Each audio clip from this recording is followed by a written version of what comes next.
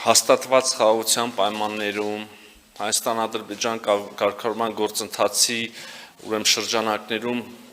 էական մի քանի հարցերի շուրջ ձեռք բերված համաձայնությունների պայմաններում այդուհանդերձ մնում են որոշ հարցեր, որոնք դեռ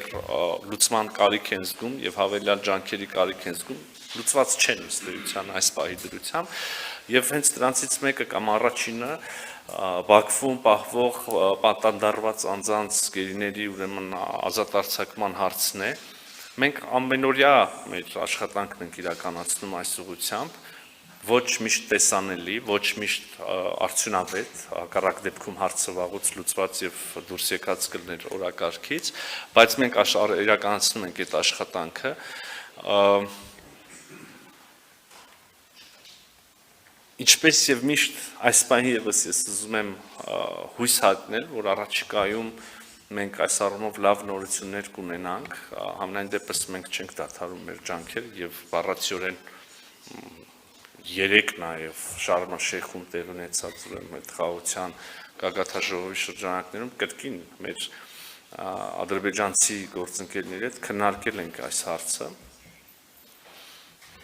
Այնպես որ հուսանք, որ մեր ջանքերը դրական արդյունքով կպսակվեն առաջիկայում։ Երրորդ երկրների ուրեմն մասնակցությունը հատկապես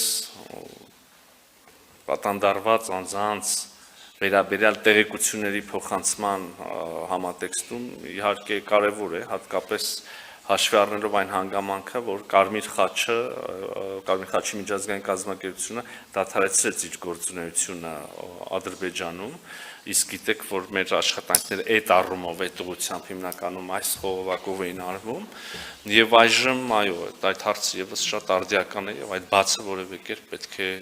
փորձենք լրացնել։ Իսկ առհասարակ այս թեմայի համատեքստում ուզում եմ ասել, որ մեր աշխատանքները չեն բացառում անշուշտ եւ հարցը մշտապես արկա է երրորդ երկրների հետ մեր շփումների ընթացքում, բայց առաջնային ուրեմն խողովակը դրանք Հայաստան-Ադրբեջան ուղիղ շփումներն են այնուամենայնիվ։ Կարծում եմ սա էլ կարևոր հանգամանք է։